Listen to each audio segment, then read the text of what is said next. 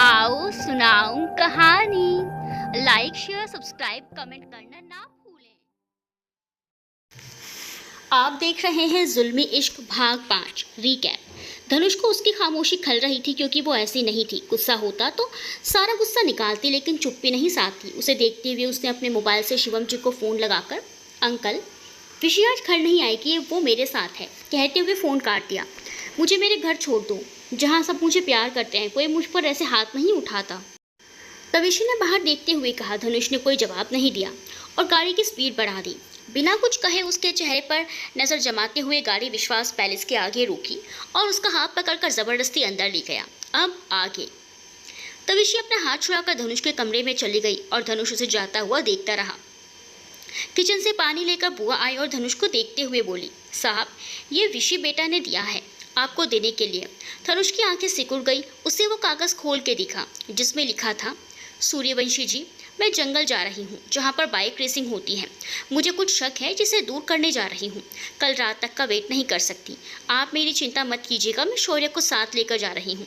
वीर भी साथ होगा। अगर हम 1 घंटे में नहीं आए तो आप आ जाना। मुझे यकीन है आप वक्त से पहले आ जाएंगे। आपके लैपटॉप से मेरा फ़ोन कनेक्ट है और साथ में एक हिडन कैमरा भी जो मेरे गले में लटके हुए लॉकेट में लगा हुआ है। आई लव यू सूर्यवंशी जी, आपकी विशी।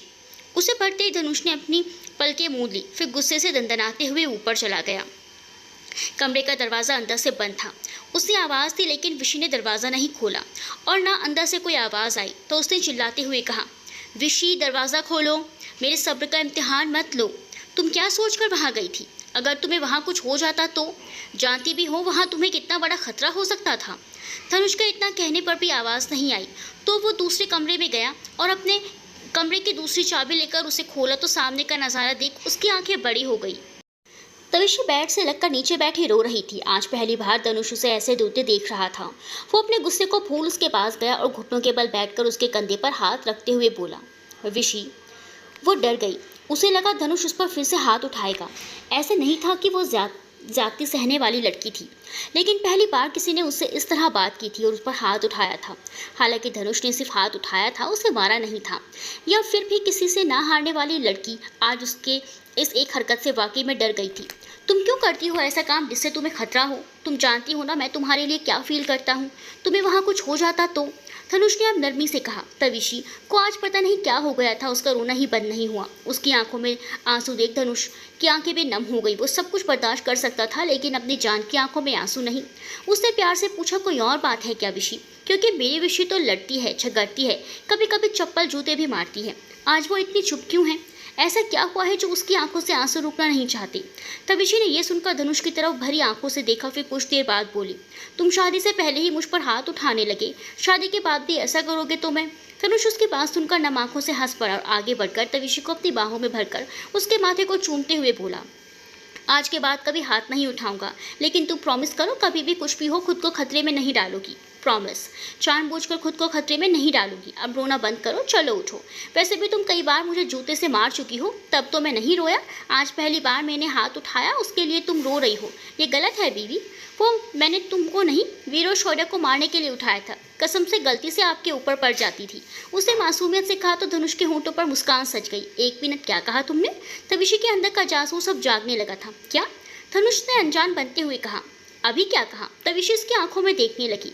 धनुष उसके चेहरे पर झुकते हुए, बताओ क्या? कुछ नहीं कहते हुए तविशी उसके सीने से चिपक गई तो धनुष ने उसे अपनी बाहों में उठाया और बेड पर लिटा दिया। उसे ब्लैंकेट से कवर करके वो बाहर जाने लगा तो तविशी ने उसका हाथ पकड़ लिया।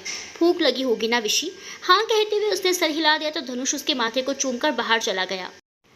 कुछ देर बाद जब वो आया तो उसके हाथों में खाने की प्लेट थी। वो आकर उसके सामने बैठ गया और खाने की तरफ इशारा करते हुए खाने के लिए बोला। तविशी कंबल से जैसे ही अपना हाथ निकालने लगी, उसे याद आया कि उसने अपने हाथ को इंजर्ड किया है। अगर धनुष को पता चला तो वो पानी की शीतल लहरें तूफान बनने में वक्त नहीं लगाएगी। मासूम चेहरा बनाकर उसने अपना मुँह खोल दिया और आंखें बंद कर ली। पहले तो धनुष की आंखें छोटी हो गई, फिर वो मुस्कुरा उठा। तो बड़े ही प्यार से उसे खिलाने लगा। तविशी ने उसे भी खाने को कहा तो वो भी उसके साथ खाने लगा। खाना खाने के बाद धनुष ने प्लेट साइड में रखी और उसे पानी पिला दिया। फिर प्लेट उठाकर बाहर रखाया और बेड से टिक कर बैठ गया। तविशी ने उसकी गोद में अपना सर रख लिया और उसकी कमर पर अपने हाथ लपेट लिए। दिन भर की भाग दौड़ से दोनों की आंख लग गई, दोनों ही गहरी नींद में सो गए। अगले दिन जब तविशी की नींद खुली तो धनुष वहाँ नहीं था, शायद पहले ही उठ गया था वो। तविशी को याद आया कि रेसिंग वाले दिन रोड के बीचों बीच एक अजीब सी आवाज़ आई थी। पहले तो उसने बाइक में होने के कारण ध्यान नहीं दिया था, लेकिन जब वो उस जगह खड़ी हुई तो उसे महसूस हुआ कि कुछ तो है इसके अंदर, क्योंकि वहाँ की ज़मीन थोड़ी धंसी हुई थी। उसने जब वापस उस जगह में जाकर देखा तो उसका शक यकीन में बदल गया, क्योंकि रोड के किनारे एक अजीब सी घास थी जो सामान्य घासों के मुकाबले अलग लग रही थी। क्या सोच रही हो? धनुष की आवाज़ से वो अपनी सोच से बाहर आई। धनुष हाथों में ट्रे लिए उसके पास आकर बैठ गया, जिसमें 2 चाय के कप और ब्रेकफास्ट रखा था। तब इसे दुविधा में पड़ गई, क्योंकि उसके हाथ पर अब भी रुमाल बंधा था।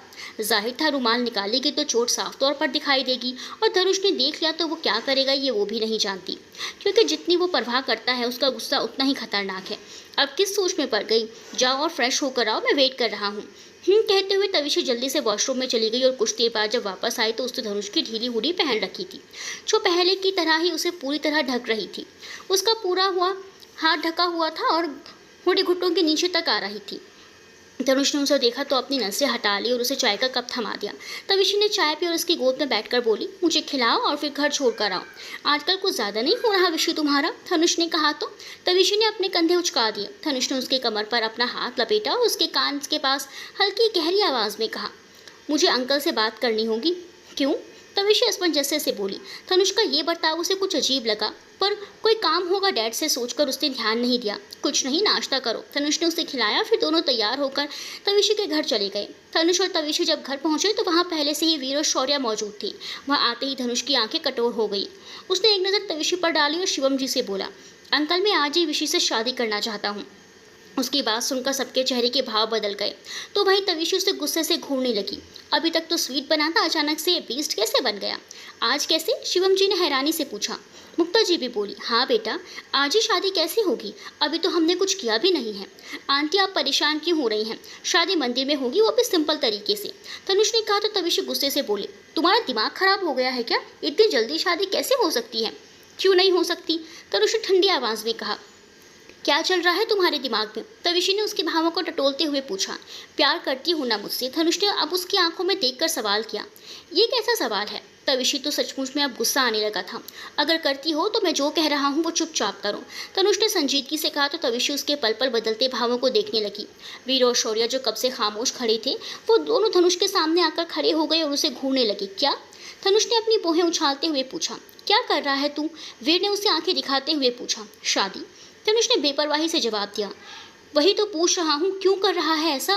वीर को भी अब उस पर गुस्सा आने लगा था। धनुष ने शांति से कहा, मैं बस उसे सेफ रखना चाहता हूँ और ऐसे सेफ रखोगे और उसे साथ ज़बरदस्ती करके। शौर्य ने भी नाराज़गी से कहा, तुम दोनों के बीच में मत आओ, क्योंकि तुम तीनों मिलकर क्या खिचड़ी पकाते हो मुझे सब मालूम है। छुप छुप कर रेसिंग करते हो। इसे तो इग्नोर कर गया मैं, लेकिन इसे नहीं करूँगा। क्यों मौत को गले लगाने के रास्ते बना रहे हो? जानते हो ना जान भी जा सकती है इसमें। धनुष की कड़क और चीखती हुई आवाज़ सुनकर उसके रोंगटे खड़े हो गए और तीनों ही खामोश हो गए। कैसा भी हो, पर धनुष हमेशा उन्हें प्रोटेक्ट करता था। उसकी परवाह जायज़ थी। शिवम जी और मुक्ता जी हैरानी से तविशी को देखने लगे तो तविशी ने कहा, मुझे नहीं करनी है शादी, पर मुझे करनी है आज, अभी और इसी वक्त। कहते हुए धनुष ने उसका हाथ पकड़ लिया। मैं नहीं करूँगी। तविशी ने अपना हाथ छुड़ा लिया और अपनी मॉम के पास जाकर बोली, मॉम मैं नहीं करूँगी इससे शादी। ये गोरिल्ला बहुत दुष्ट है। देखा ना आपने कैसे बात कर रहा है मुझसे। मुक्ता जी ने उसे अपने सीने से लगा लिया और उसके सिर को सहलाते हुए बोली, मुझे सब पता है बेटा, और मैं एक माँ हूँ, इसीलिए अपनी बेटी को जानबूझकर दलदल में धंसते नहीं देख सकती। तविशी उनसे दूर होते हुए बोली, कुछ भी हो जाए मैं तुमसे शादी बिल्कुल नहीं करूँगी। चल्लाद गोरिल्ले, तुम हमेशा मुझ पर हुक्म चलाओगे। धनुष ने कोई जवाब नहीं दिया। मैं बात कर रही हूँ तुमसे। कहते हुए तविशी ने उसकी बाजू पकड़ ली। धनुष ने उसे इग्नोर किया और शिवम जी से बोला, अंकल आप बताइए। शिवम जी ने तविशी की तरफ देखा तो तविशी ने ना में सर हिला दिया। शिवम जी ने हाँ में सर हिला दिया तो तविशी की आंखें डबडबा गई। धनुष ने उसकी वही उंगली पकड़ ली जिसे तविशी ने कट किया था। उसकी आंखें बड़ी हो गई। मतलब इसे पता चल गया मैं इंजर्ड हूँ। Oh shit. विशी तूने फिर से गड़बड़ कर दी। अब इसके तेवर देखकर लग नहीं रहा कि अब आनेगा। उसने वीर को इशारा किया कि आज तो कुछ अर्ज कर ले बेटों के शायर, ताकि मेरी बलि ना चढ़े। पर वीर ने भी पलके झपकाकर नामे सर हिला दिया। आज बख्श तो यार, मैंने अर्ज किया तो कहीं ये मुझसे शादी ही ना कर ले। वीर का चेहरा देखकर तविशी ने अब शौर्य की और अपनी बड़ी बड़ी टिमटिमाती आंखों से देखा तो उसने भी अपने हाथ खड़े कर दिए। साले वैसे तो जाने बाहर जाने मन कहते नहीं थकते, अब एक इशारे पर पूरी दुनिया से लड़ भिड़ जाएंगे, लेकिन इस जल्लाद गोरिल्ले से एक प्रश्न तक नहीं कहेंगे। दुष्ट बेवकूफ़ कमीने दोस्त, छोड़ूंगी नहीं तुम लोगों को मैं। तविशी को किसी और दुनिया में खोए देख धनुष ने उसका हाथ पकड़ कर खींच लिया और मंदिर के सामने जाकर खड़ा हो गया और एक ही झटके में माता रानी के चरणों में रखी आरती की थाल से सिंदूर उठाकर उसके मांग में भर दिया और अपनी जेब से एक काली मोतियों की माला निकालकर उसे पहना दिया। तविशी ने अब भी अपने दोस्तों को कोस रही थी, लेकिन जैसे ही उसे अपनी गर्दन पर ठंडी उंगलियों का स्पर्श महसूस हुआ तो वो चिहिक उठी। उसकी नज़रें धनुष की नज़रों से टकराई तो वो समझ गई मैं सेंस में नहीं थी। शिवम जी और मुक्ता जी ने भी उसे रोकने की कोशिश नहीं की। यह आदमी है कि जनरल स्टोर वाला, इसके हाथ तो खाली रहते हैं, कोई बैग भी नहीं रखता, फिर सारा सामान इसकी जेब में कैसे आ जाता है। शौर्य ने बुदबुदाते हुए वीर से कहा तो वीर ने उसके पेट पर कोहनी मारी। साले अपने साथ साथ तू मेरी हड्डियां भी चटकवाएगा, कुछ क्षणों के लिए मुंह बंद कर ले कमीने। शौर्य ने अपनी बत्ती सी चमका दी तो वीर चिढ़ गया। तविशी उसके भावहीन चेहरे को देखते हुए फिर से बोली, शादी के लिए फेरे लेने पड़ते हैं और मैं शादी को नहीं मानती। फेरे हम बाद में लेंगे, अभी घर चलो, मुझे कुछ काम है। तनुष ने कहा। फिर शिवम जो मुक्ता जी के पैर छूकर बाहर निकल गया। तविशी ने गुस्से से अपनी मुठ्ठियां भींच ली और सालों कमीनों कहते हुए वीर और शौर्य के पीछे दौड़ने लगी।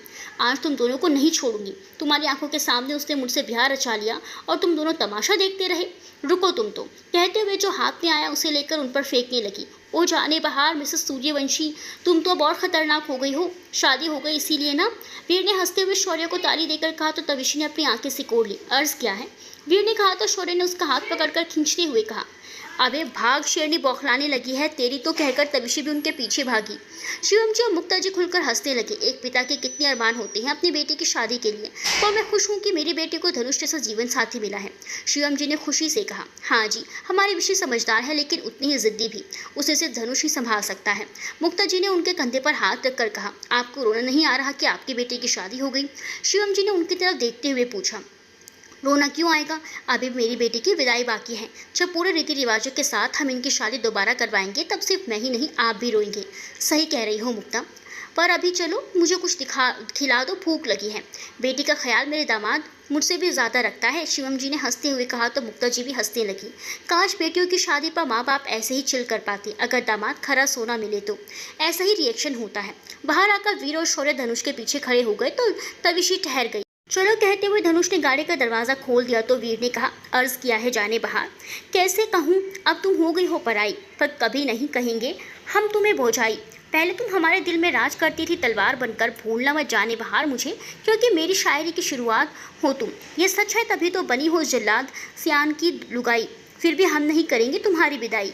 वीर ने मगरमच्छ के आंसू बहाते हुए कहा। धनुष और तविशी जो आज सच में उसकी शायरी सुनकर हंसी आ रही थी, जिसे रोकने के लिए दोनों ने ही अपने होंठ भींच लिए।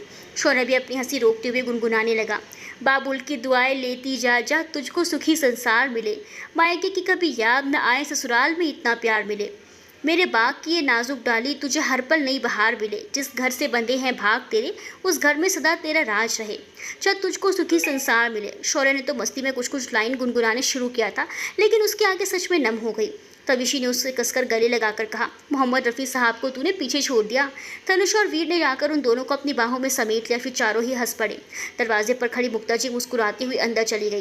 धनुष तविशी को लेकर विश्वास पैलेस आया तो उसने तविशी को गाड़ी से बाहर आने के लिए कहा, लेकिन तविशी तो मुंह फुलाए बैठी थी। हालांकि वो मन ही मन खुश थी कि वो जिससे प्यार करती है उससे उसकी शादी हुई है, जो उसे महफूज रखने के लिए किसी भी से भी लड़ जाता है। उसे खामोश देख धनुष अपनी गोद में उठाकर दरवाजे की ओर बढ़ा। छोड़ो मुझे, मैंने कहा छोड़ो। धनुष उसकी आंखों में देखते हुए बोला, नहीं छोड़ सकता और अब तो कभी भी नहीं। तविशी कसमसाते हुए बोली, नहीं छोड़ोगे तो ये लो, कहते हुए उसके गले में दोनों बाहें को लपेट लिया और उसके गले में अपने होंठ रखकर कसकर दांत गड़ाते हुए काट लिया। धनुष की आंखें बंद हो गई। ये लड़की नहीं, जंगली बिल्ली है जिसे आप उसे ही संभालना होगा। तभी उसे किसी की हंसने की आवाज़ आई और उसने आंखें खोलकर सामने देखा तो शिवम जी और मुक्ता जी, मानव जी और पर्णा जी, वीर, शौर्य और बुआ सब साथ खड़े हुए थे, जिन्हें देखकर धनुष तो वैसे ही खड़ा रहा, लेकिन तविशी की आंखें हैरानी से फैल गई। उसकी नज़रें धनुष की नज़रों से जा मिली तो वो हड़बड़ा गई। यार शिवम, तू बड़ा खुशनसीब है कि बेटी के ससुराल में तो बेटी का गृह प्रवेश करवाने आया है। माना जी ने खुश होते हुए कहा। हाँ, मेरा दामाद मेरा बेटा भी है ना, इसलिए। मुक्ता जी ने कहा तो सब हंसने लगे। जाने मन, कुछ तो शर्म करो यार। माना तेरी और सूर्यवंशी साहब की आज ही शादी हुई है, लेकिन तू ऐसे सबके सामने उतावली हुई जा रही है। मुझे तो शक है कि कहीं शादी जल्दी करने में तेरा ही हाथ तो नहीं है।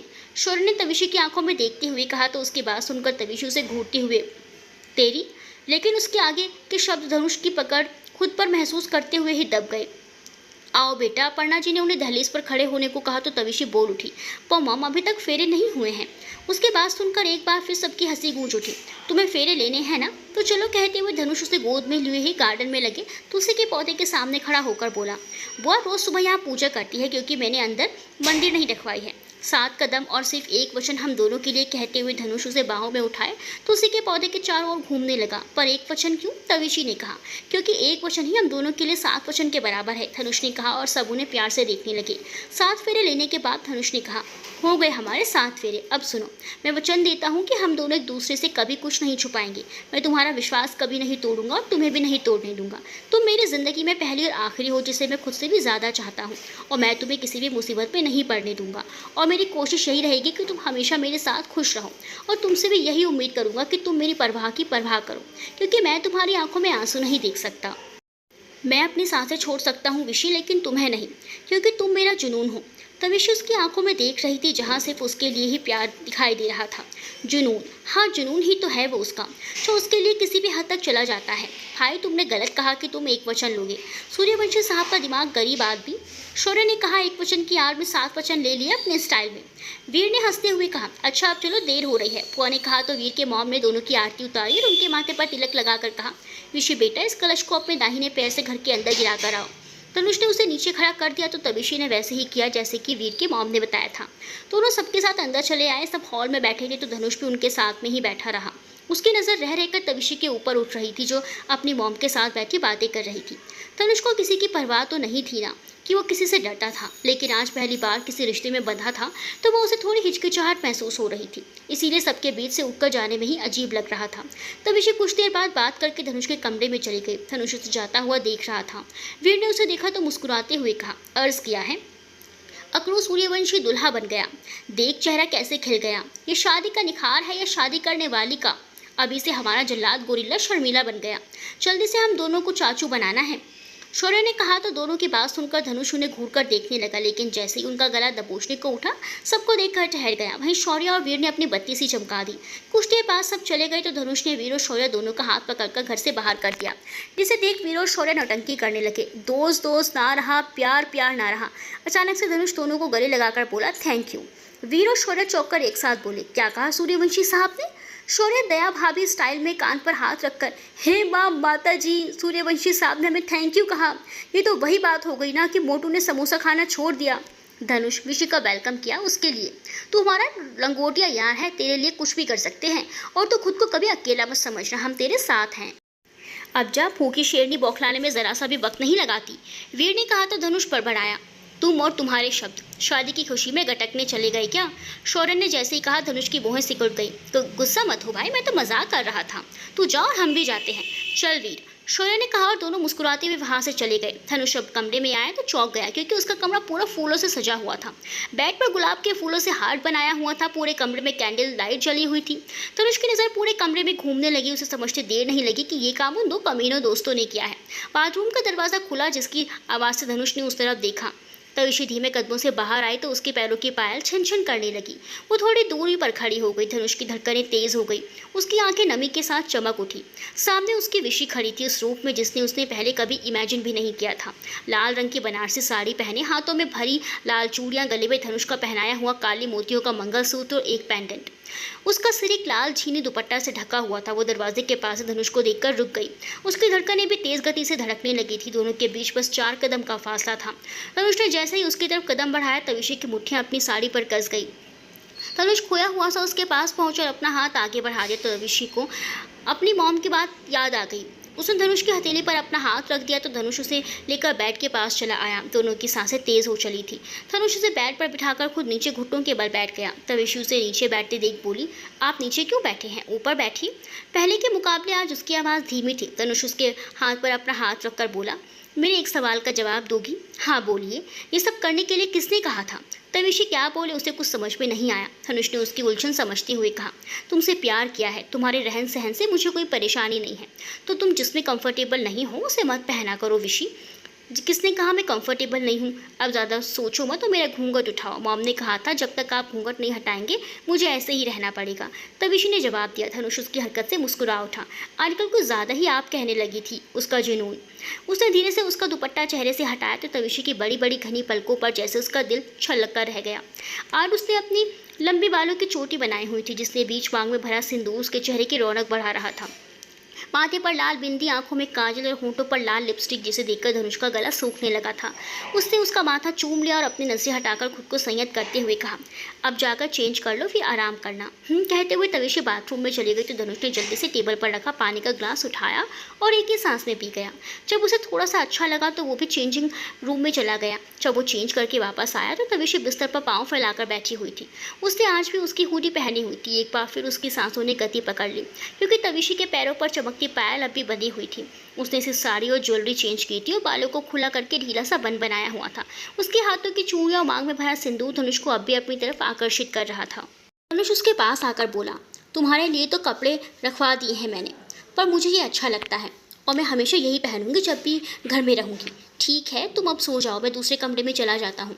धनुष जैसे ही जाने के लिए मुड़ा तविशी ने एकदम से उसका हाथ पकड़ लिया और अपनी तरफ खींच लिया। धनुष संभल नहीं पाया, उसके ऊपर जा गिरा। दोनों एक दूसरे की आंखों में देख रहे थे। धनुष का हाथ उसकी कमर पर था और दूसरा हाथ तविशी के सिर के नीचे था। कुछ देर बाद तविशी ने उसके गले में बाहें डालते हुए कहा, मुझे आप पर भरोसा है सूर्यवंशी जी, आपको कहीं जाने की ज़रूरत नहीं है, मुझे आपके सीने पर सर रख कर सोना है। कहते हुए धनुष उसे लिपट गया और उसे अपने ऊपर सुला लिया। धनुष के हाथ उसके बालों को सहला रहे थे। तविशी जल्दी नींद के आगोश में समा गई तो उसके सर को चूमकर धनुष ने भी अपनी आंखें बंद कर ली। अगली सुबह धनुष अब भी गहरी नींद में सो रहा था, लेकिन तविशी पिछले 15 मिनट से बस उसके चेहरे को ही देखे जा रही थी। सोते हुए आप गोरिल्ला नहीं पांडा लगते हो। जब ऊपर वाले ने इतना हैंडसम फेस दिया है तो हर वक्त नाक लाल क्यों रखते हो? मुस्कुराने की बजाय बस घूरना जानते हो। कभी खुलकर भी तो हंस दिया करो। चलो कोई बात नहीं, अब मैं आ गई हूँ ना, अब आपको हंसना भी सिखा दूंगी। कहते हुए तविशी ने उसकी नाक पर पिंच किया और उसके माथे को चूमकर खड़ी हो गई। तभी उसे अपने पेट पर सख्त गर्म हाथ महसूस हुआ। तविशी की धड़कनें बढ़ गई। उसे उम्मीद नहीं थी कि धनुष इतनी जल्दी उठ जाएंगे, वो भी ऐसे। धनुष ने उसकी गर्दन में चेहरा घुसाते हुए उसके कंधे पर अपनी ठुड्डी टिका ली और उनींदी आवाज़ में कहा, क्या कह रही थी तुम? मुझे समझ में नहीं आया, फिर से कहो। क्या? तविशी ने उसके हाथ पर अपना हाथ रखते हुए कहा, वही जो तुम कह रही थी कि मैं इतना हैंडसम हूँ, बताओ कितना हैंडसम हूँ मैं? तनुष ने उसके कान के पास आकर अपने होठों को रखते हुए कहा। तविशी सहर उठी। आज पहली बार उसे अजीब सा एहसास गुदगुदा रहा था। उसकी पकड़ धनुष के हाथों पर कस गई। उसने एक गहरी सांस भरी और पलट गई, मगर पलटते ही एकदम से चीख पड़ी, आ ए क्या कर रही हो? धनुष ने उसके मुंह पर हाथ रखते हुए कहा। तविशी ने कसकर अपनी आंखें बीच ली और आंखों से ही इशारा करने लगी। क्या? मुझे समझ में नहीं आया, कहते हुए धनुष ने अपना हाथ हटा दिया। आप कितने गंदे हो, आपने कपड़े क्यों नहीं पहने? तविशी एक ही सांस में बोल पड़ी। धनुष ने अपनी भौहें से घोरते हुए कहा, पहने तो है मैंने। हाँ, शर्ट के नाम पर आपने ये बनियान पहना है और पैंट के नाम पर ये निक्कर नाम की चड्डी। तविशी ने चिढ़कर अपनी उंगलियों से उसके सीने पर दबाव बनाते हुए कहा, मुझे अच्छा लगता है ऐसे रहना और इसे शॉर्ट्स कहते हैं, समझी?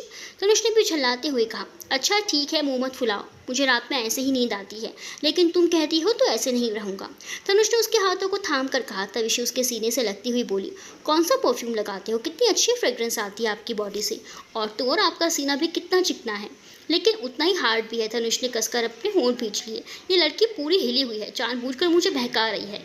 खामोश देख तविशी के होंठों पर मुस्कुराहट तैर गई। तविशी को वापस उस जगह जाने के लिए मौका ही नहीं मिल रहा था जहाँ उसने उंगली काटी थी, इसीलिए उसे रिस्क उठाना ही तो था।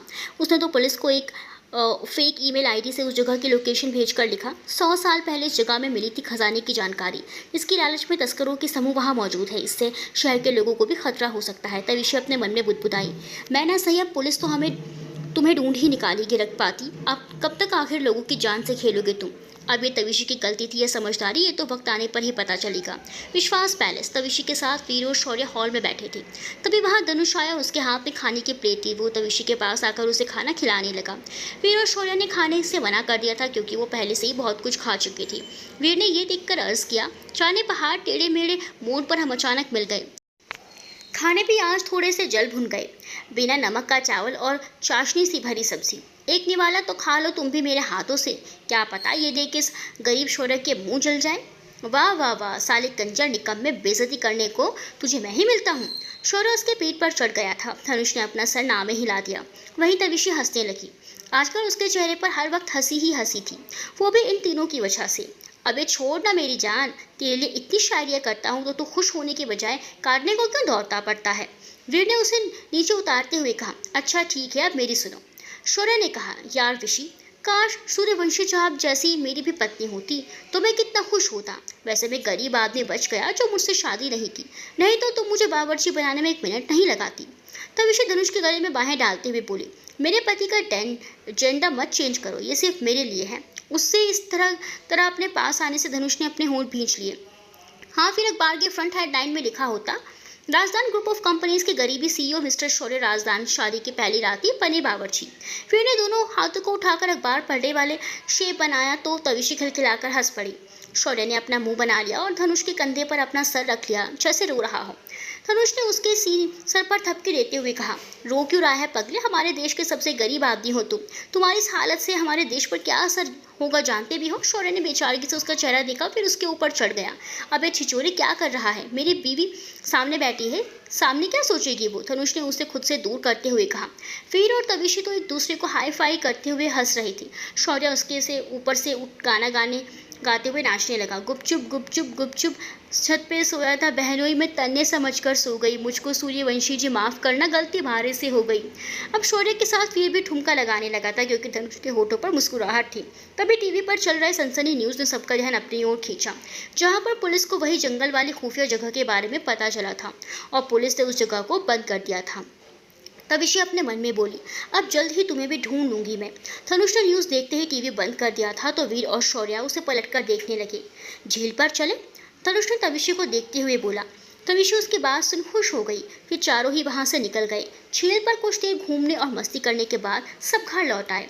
धनुष आज बहुत खुश था क्योंकि उसके 3 बंदर खुश थे। छोटे बच्चे ही तो थे वो तीनों उसके लिए, जिन्हें उसे हमेशा पैम्पर करना पड़ता था, और इस बात से उसे झुंझलाहट नहीं बल्कि खुशी होती थी।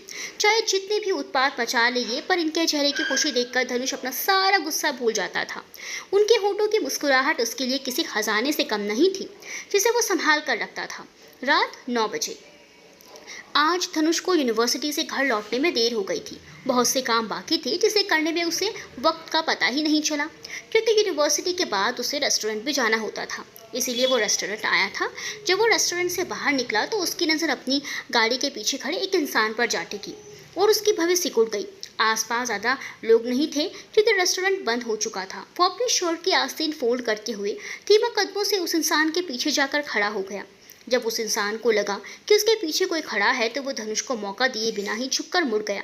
धनुष उसकी चाल पहले ही समझ गया था, इसीलिए वो भी तैयार था और उसकी जैकेट पकड़कर उसने धोबी पछाड़ दिया। उसके चेहरे पर अभी भी मास्क लगा हुआ था और धनुष ने भी उसका चेहरा नहीं देखा था। धनुष उसे घूरते हुए कहा, कौन हो तुम। धनुष को देख वो आदमी चौंक गया और बिना उससे लड़े पीछे दौड़ पड़ा। वो सामने से आते हुए एक बाइक सवार से जा टकराया, लेकिन संभलते हुए भागने के चक्कर में उसकी जेब से कुछ गिर गया जिसे उसकी बिल्कुल भी खबर नहीं थी। पहले तो धनुष को उसका भागना अजीब लगा, फिर अंधेरे में चमकती उसकी वो गुलाबी आंखें याद आते ही धनुष की आंखें बड़ी हो गई। उसे लगा था वो कोई चोर होगा, लेकिन ये तो पहले कहते हुए वो उसके पीछे दौड़ पड़ा। हाँ, ये वही रक्तपाती था जिसकी तलाश पुलिस के साथ धनुष भी कर रहा था और इसकी वजह से ही उसकी जान विशी हमेशा खतरे के बीच फंसी जाती थी। वो उस रक्तपाती के पीछे भागते हुए मेन रोड पर चला आया था। वहीं एक मोड़ पर आकर वो रुक गया क्योंकि रक्तपाती गायब हो चुका था। उसने शिट कहते हुए अपना पैर जमीन पर दे मारा। तभी किसी ने आवाज़ दी, सूर्यवंशी साहब, आप अकेले ऐसे, वो भी इस वक्त। धनुष ने पीछे पलटकर देखा तो सामने वीर कार में बैठा था। धनुष उसे देखते ही उसके पास आकर बोला, इस वक्त तुम यहाँ क्या कर रहे हो, भूल गए तुम, मैं घर जा रहा हूँ ऑफिस से। वीर ने कहा तो धनुष ने पूछा, शौर्य कहाँ है। आपकी नज़रों को हमारी भी तलब होने लगी है सूर्यवंशी जी, कहते हुए शौर्य गाड़ी से बाहर निकल आया। तुम्हारी गाड़ी कहाँ है। धनुष ने शौर्य से पूछा। आप भूल रहे हैं मैं गरीब हूँ, तो मेरे पास गाड़ी कैसे होगी। शौर्य ने फिर से उसके कंधे पर सर रख दिया। धनुष को उसे इग्नोर कर गाड़ी में बैठ गया तो शौर्य भी अपनी बत्ती से चमकाते हुए अंदर बैठ गया। तुम यहाँ अकेले कैसे, तुम्हारी गाड़ी कहाँ है और ये पसीना। वीर ने पूछा। जॉगिंग के लिए आया था, अब घर ले चलो, तनुष ने कहा तो वीर ने एक नज़र उसे देखा लेकिन कुछ नहीं कहा। थोड़ा परेशान दिख रहा था वो। उसने कुछ ना पूछकर गाड़ी धनुष की घर की तरफ मोड़ दी। शौर्य ने भी उसका मूड ऑफ देखकर कुछ नहीं कहा। कुछ देर बाद उसने विश्वास पैलेस के बाहर गाड़ी रोकी तो धनुष उतर गया। तू हमें अंदर आने के लिए नहीं कहेगा? मैंने तुझे लिफ्ट दिया है, वीर ने कहा तो शौर्य भी बोला। और मैंने भी। तनुष अपने जेब से 2 10 का नोट निकालकर दोनों के हाथों में रखते हुए बोला, लिफ्ट देने के लिए, कहते हुए घर के अंदर चला गया। वीर और शौर्य ने हंसते हुए 10 के नोट को जेब में रख लिया तो वीर ने वहां से गाड़ी आगे बढ़ा दी। तनुष जब अंदर आया तो तविशी डाइनिंग टेबल पर बैठी सो रही थी। शायद उसके खाने का इंतजार कर रही थी। तनुष उसे बिना जगाए अपनी बाहों में उठाने लगा तो तविशी कसमसा कर उठ गई।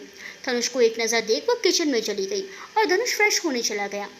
वो जब नीचे आया तो तविशी उसे खाने की टेबल पर रख रही थी। धनुष उसके चेहरे पर आई गुस्से वाली नाराजगी को देख मुस्कुरा उठा। तविशी उसे खाने का इशारा कर ग्लास में पानी डालने लगी। धनुष ने जैसे ही खाने का पहला निवाला उसकी तरफ बढ़ाया वो बोल उठी, जहर नहीं मिलाया है।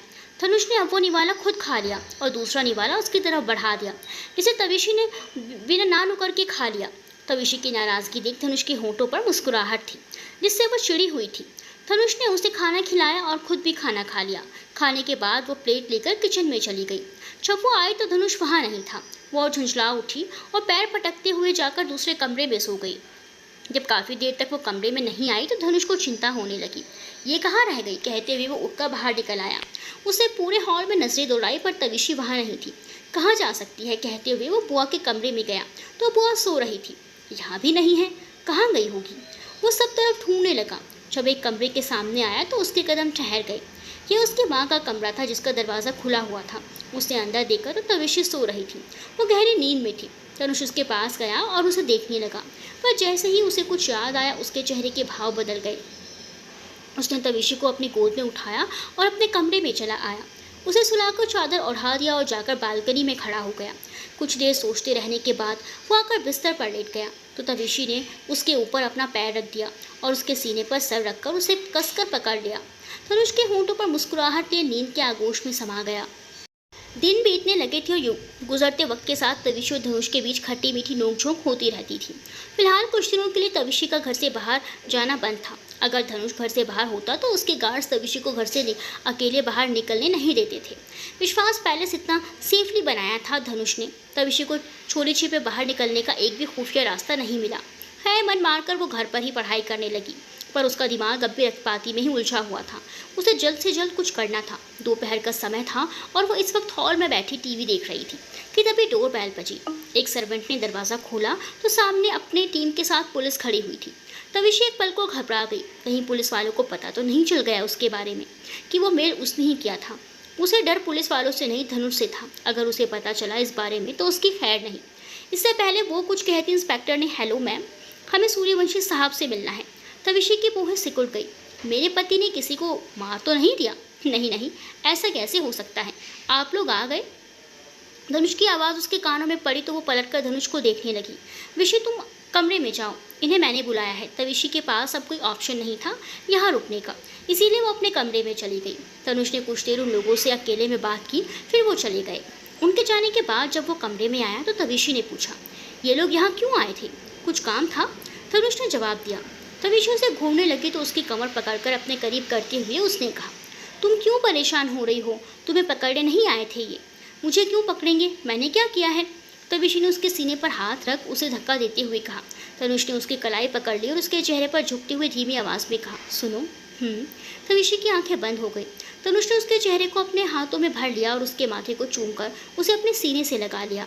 तविशी के हाथ उसके गर्दन पर लिपट गए, पर जैसे ही उसे कुछ महसूस हुआ उसका सारा रोमांस हवा हो गया। ये क्या है, उसने धनुष से दूर होते हुए कहा, क्योंकि उसके हाथ में खून लगा हुआ था। तनुष हैरान हो गया और उसके सामने वो मंजर घूम गया जब वो ऑफिस से घर आते वक्त उस रक्तपाती से मिला था। दोनों में लड़ाई भी हुई, पर वो उसे पकड़ नहीं पाया। इन सब चक्करों में वो ये भूल गया कि उसे चोट भी लगी है। उसने पट्टी तो करवा लिया था, लेकिन उसमें अब भी खून रिस रहा था। तविशी उस पर नजरें गड़ाते हुए, ये कैसे हुआ, इसीलिए तुम सुबह से ये बंद गले वाला कपड़ा पहनकर घूम रहे हो? तनुष उसे समझाते हुए बोला। विशी, परेशानी वाली कोई बात नहीं है, मैं ठीक हूँ। रात को आते वक्त एक छोटा सा एक्सीडेंट हो गया था और तुमने मुझे बताना भी ज़रूरी नहीं समझा। तविशी की आंखें झिलमिलाने लगी थी। विशी, मेरी बात। धनुष कह ही रहा था कि तविशी उसकी बात अनसुनी करके बाहर निकल गई। धनुष ने कसकर अपनी मुठ्ठियां भींच ली। ये क्या कर दिया मैंने? एक तो वैसे भी इसे मनाना बहुत मुश्किल है। वो भी उसके पीछे चला गया, लेकिन नीचे हॉल में बैठे लोगों को देखकर वहीं ठहर गया। फिर कुछ पल रुककर उनके पास चला गया। तविशी धनुष की माँ के कमरे में चली गई थी और उनके बड़ी सी तस्वीर के सामने खड़ी धनुष की शिकायत कर रही थी। मैं इस बार आपके बेटे को माफ़ नहीं करूँगी। मुझे तो डांट कर चुप करा देते हैं, पर जब अपनी बारी आती है तो मुझे भनक भी नहीं लगने देते। मैं बातें छुपाती थी तो क्या अब वो भी मुझसे बातें छुपाएंगे? तविशी अब सच में रोने लगी थी। कुछ देर रुकने के बाद वो सीधे नीचे चली गई, जहाँ उसके मॉम डैड के साथ वीर और शौर्य बैठे हुए थे। वीर ने उसे आते देखा तो कहा, अर्ज क्या है जाने बहार, आजकल मेरा चांद मेरे लिए ईद हो गया है। कैसे कहूँ, तेरे बिना जिंदगी बेतरतीब हो गया है। सांसों की सरसराहट भी मुझसे बगावत करने लगी है। तू ही है वो जिसकी रूह से मुझे इश्क हो गया है। तनुष की नज़र तविशी पर चली गई, जो अपर्णा आंटी और अपनी मॉम से बात कर रही थी। वाह वाह, आज पहली बार तूने कितनी प्यारी शायरी कही है। दिल जीत लिया तूने पगले। कहते हुए शौर्य उसके पीठ पर लटक गया तो वीर चिढ़ गया। अबे साले लंपट, मैंने तुझे नहीं विशी से ये कहा है। तुझे दिखाई नहीं दे रहा वो अपसेट है, और अपनी विशी उनमें से नहीं है जो हमें सामने देखकर खामोश रहे। ज़रूर इन दोनों के बीच कुछ हुआ है। वीर की बात सुनकर शौर्य उसके ऊपर से उतर गया और तविशी को देखने लगा, फिर धनुष को।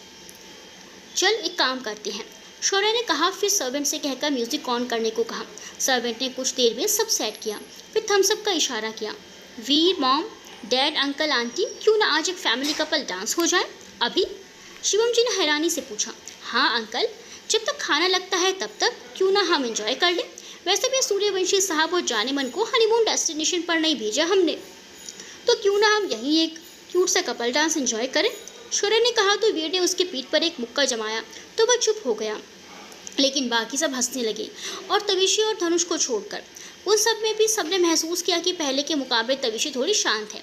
पति पत्नी में थोड़ी अनबन तो होती रहती है, और वो तो वैसे ही इतने समझदार हैं कि अपनी उलझने को सुलझा सकते हैं।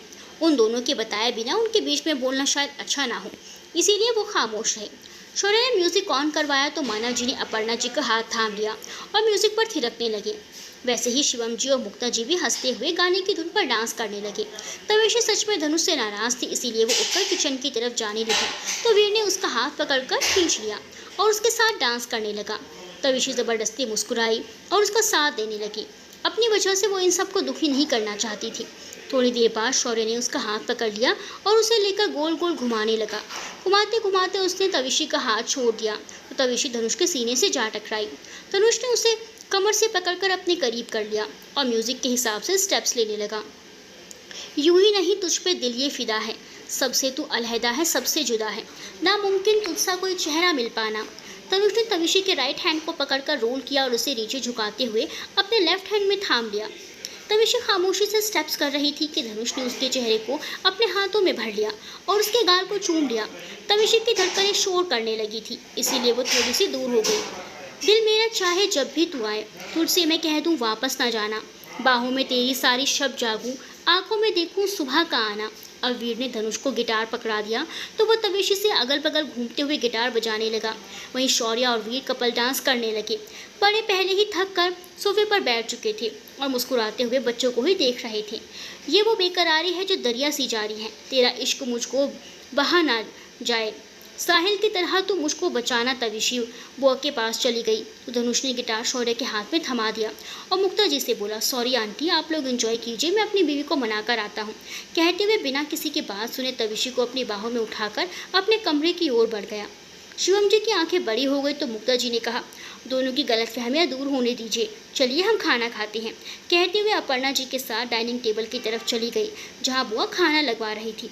शिवम जी और मानव जी भी उनके साथ चले गए तो यस कहते हुए वीर और शौर्य ने एक दूसरे को गले लगा लिया। एक बात बता बे गरीब राजदान, तेरे दिमाग में ऐसे वाहियात आइडियाज़ आते कहाँ से हैं? शौर्य ने वीर को घूरा फिर दांत चमकाते हुए बोला, दिमाग से जो तेरे पास नहीं है, इसीलिए तो तुझे नहीं आते। कहते हुए इधर उधर भागने लगा और वीर उस पर चीज़ें फेंकने लगा, जो कि ऑफिशियली विशी का काम था।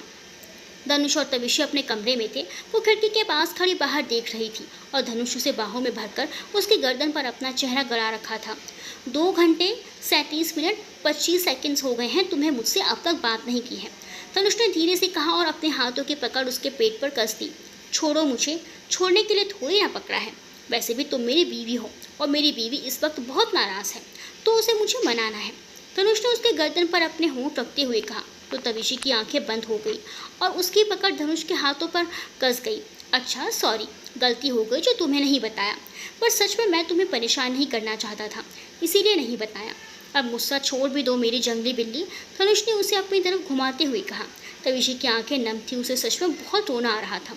इस बात से नहीं कि उसने कुछ बताया नहीं, बल्कि इस बात से कि अगर उसे कुछ हो जाता तो उसका क्या होता। हमेशा हीरो बन के उसे बचाने पहुंच जाता है, पर खुद की परवाह कभी नहीं करता। वो उसके सीने से लगकर सुबकने लगी। तुम्हें कुछ हो जाता तो मेरा क्या होता?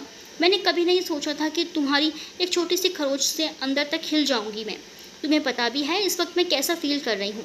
मैं कभी ना रोने वाली लड़की से तुम्हारे लिए रोती हूँ। तुम बहुत बुरे हो। तुमने मुझे यहाँ सिर्फ इसीलिए रखा है ताकि मुझे रुलाकर अपना एंटरटेन कर सको। तविशी रोते हुए उससे शिकायतें कर रही थी और धनुष मुस्कुराता हुआ उसका सिर सहला रहा था। जब वो नॉन स्टॉप बोलती रही तो धनुष ने उसे कमर से पकड़कर थोड़ा ऊपर उठा लिया और अपने होंठों से उसका मुंह बंद कर दिया। उसका एहसास पाते ही तविशी ने कसकर उसको काट लिया और उसे धक्का देने लगी, लेकिन धनुष ने उसे नहीं छोड़ा, बल्कि और करीब कर लिया। वो दरवाजे के पास बैठी थी। आज धनुष को गए हुए 2 दिन हो गए थे। कहाँ गायब था ये उसे बताकर भी नहीं गया था। बस इतना कहा था कि कोई ज़रूरी काम है। तविशी ने उससे कुछ ज़्यादा पूछा भी नहीं, क्योंकि वो किसी को ज़्यादा फोर्स नहीं करती थी। तभी बुआ ने उसके सर पर हाथ फेरते हुए कहा, ऋषि बेटा तुम यहाँ क्यों बैठी हो? अंदर चलो, रात होने वाली है। वो बिना कुछ बोले घर के अंदर चली गई और अपने कमरे में आ गई। उसकी नज़र बेड के बगल में रखी धनुष और अपनी फ़ोटो पर गई, जिसे वीर और शौर्य ने गिफ्ट दिया था शादी के दिन, जिसमें धनुष ने तविशी को अपनी गोद में उठाया हुआ था और तविशी ने अपने दोनों हाथ धनुष के गर्दन में लपेटे हुए थे। अनायास से उसके होठों पर मुस्कुराहट बिखर गई, जो तुरंत ही छिप गई। आज धनुष की कमी उसको बहुत खल रही थी। उसने अपना फ़ोन में धनुष के नंबर को देखा, जिसमें पति गोरिल्ला लिखा हुआ था। वो कॉल करे या ना करे सोच ही रही थी कि उसने कॉल कर ही दिया। धनुष के फ़ोन की घंटी बज रही थी, लेकिन उसने उठाया नहीं। तविशी ने एक बार फिर कॉल किया और इस बार भी उसने जवाब नहीं दिया, तो उसने गुस्से से अपना मोबाइल बेड पर फेंक दिया। वो कमरे में ही इधर उधर घूमते हुए चक्कर काटने लगी। तभी उसे कुछ याद आया और वो अपना मोबाइल ढूंढने लगी। उसने शौर्य को कॉल किया तो उसने पहले रिंग में ही फ़ोन उठा लिया। तू कहाँ है अभी? जहाँ है अभी घर आ। घर? क्यों? तो ठीक है विशी। सुन, सूर्यवंशी जी कहाँ गए हैं, तुझे कुछ पता है क्या? 2 दिन होने को आए हैं, मेरा फ़ोन भी नहीं उठा रहे, और तो और मुझे घर से बाहर भी नहीं जाने दे रहे हैं उनके गार्ड। मेरा दिमाग पूरी तरह से हट चुका है, अब मेरा कंट्रोल खोने लगा है। शौर्य उसे शांत करते हुए बोला, तू चिंता मत कर, मैं पता करके देखता हूँ, तू रिलैक्स हो जा। वो मैं घर आ रहा हूँ। नहीं आने की ज़रूरत नहीं है, तुम पहले पता करो, कहते हुए फ़ोन काट दिया। तभी वीर का फ़ोन आया तो उसने उठाते हुए कहा, हाँ वीर, क्या कर रही है मेरी जाने बहार? तविशी सीधे पॉइंट पर आते हुए बोली, किस लिए फ़ोन किया है ये बता। यार थोड़ा तो मीठा बोल लिया कर, तुझे डायबिटीज़ का पेशेंट बनना है ना? तविशी ने तंज कसा, कुछ नहीं, मुझे ये कहना था कि तेरे सूर्यवंशी साहब तो हनीमून मनाने थाईलैंड गए हुए हैं और तू इतने आराम से है। अपनी बकवास बंद कर। और एक मिनट, तुझे कैसे पता सूर्यवंशी जी थाईलैंड गए हुए हैं? क्योंकि मैं भी उनके साथ ही हूँ, रुक फ़ोटो भेजता हूँ, कहते हुए उसने फ़ोन काट दिया। तविशी के फ़ोन की बीप बजी। वीर ने फ़ोटो भेजी थी, जिसमें धनुष मीटिंग रूम में बैठा था, उसके सामने एक लड़की और उसकी हम उम्र एक लड़का भी बैठा हुआ था। तविशी के सांस में सांस आई। वो बहुत डर गई थी कि कहीं धनुष किसी मुसीबत में तो नहीं, पर अब जाकर उसे राहत मिली थी। अगली सुबह तविशी सोकर उठी तो उसे अपने पास किसी के होने का एहसास हुआ। उसने अपने बगल में देखा तो धनुष सोया हुआ था। जारी है।